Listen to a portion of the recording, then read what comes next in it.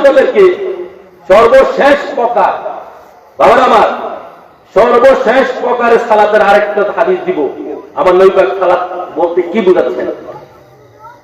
আমার নবীজি সালাত বলতে কি বুঝাইছেন? এক সর্বশেষ হাদিস দিব।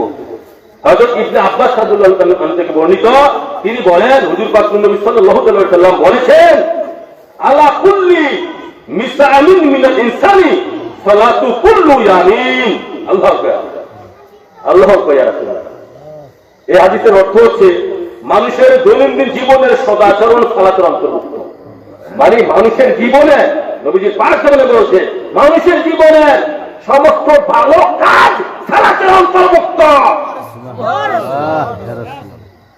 তো আমরা এই ব্যাখ্যা পাইছি না বুঝেই তো আমরা এক প্রকার সালাত দিলে বইয়ে দিচ্ছি, বাকিগুলা বাদ দিয়ে নাই। তো নবীকে মানা হইল? নবী মানা হইল? নবী বলতেছে কুল্লু আলা কুল্লু মুসলিমিন মিনাল ইনসানি সালাতু কুল্লু ইয়ামিন।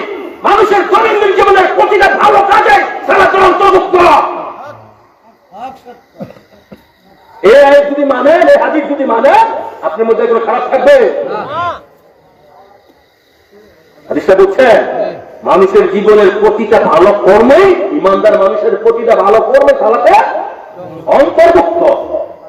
এরপরে দেখা যাচ্ছে হাদিসে দেখেন, এরপরে এক সাহাবা বলছে, ফাকালা রাজুলুন মিনাল কওম, মানে এক সম্প্রদায়ের লোক বলতেছে, হাদা মিনাল আসাদি মা উতিয়ানা বিহি, ইয়া রাসূলুল্লাহ, সেটা তো আমাদের জন্য পালন করা কঠিন। এখন নবীজি বলতেছে, ক্বালা আমরুকা বিল মারুফি ওয়া নাহয়ুকা আনিল মুনকার সালাত। তোমরা মানুষকে নিজেরা ভালো কাজ করো, মানুষকে ভালো কাজের আদেশ দাও, এটা সালাত। নিজেরা খারাপ থেকে বিরত রাখো, নিজেরা খারাপ কাজ থেকে বিরত থাকো, মানুষকে খারাপ কাজ থেকে বিরত রাখার চেষ্টা করো, এটাও সালাত।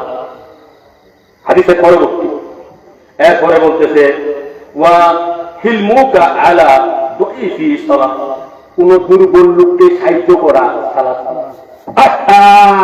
আমার নবী বলে কি, আমরা করে কি? এখন দুর্বল লোককে মারা যুগাইছে করছে, দুর্বলকে ধরো। হ্যাঁ, আজকে নবীজি কোন দুর্বলকে সাহায্য করা সালাত? এই সালাত আমরা বাদ দিচ্ছি, এই জন্য তো আমাদের পতন, এই জন্য তো এই অবস্থা। নবীজি বলছে, দেখো, নোট করো, আর তারিখ ইমাম খুজাইমা, এই কাজে আমার কাছে আছে, আরবিটা আমি মিশর থেকে এনেছি। ইমাম খুজাইমা তার সহি বলতে হাদিস করে বর্ণনা করেছেন। তারপরে 1 নম্বর 2 নম্বর গ্রন্থ হচ্ছে তারগিব তাহরিব, 1 নম্বর পৃষ্ঠা 239 পৃষ্ঠা ইসলামী ফাউন্ডেশনে প্রকাশিত। এটা খুঁজে দেখো, আমি কি সত্য বললাম না মিথ্যা বললাম? নবীজি বলতেছে জীবনের প্রতিটা ভালো কাজে সালাত অন্তর্ভুক্ত। আমার নবীজি বলতেছে দুর্বলকে সাহায্য করা সালাত অন্তর্ভুক্ত।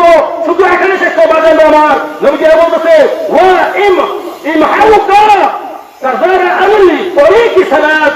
আমার নবীজি বলতেছে শুধু এখানে নয়, নবীজি বলতেছে রাস্তা থেকে ময়লা অপসারণ করা ও সালাত।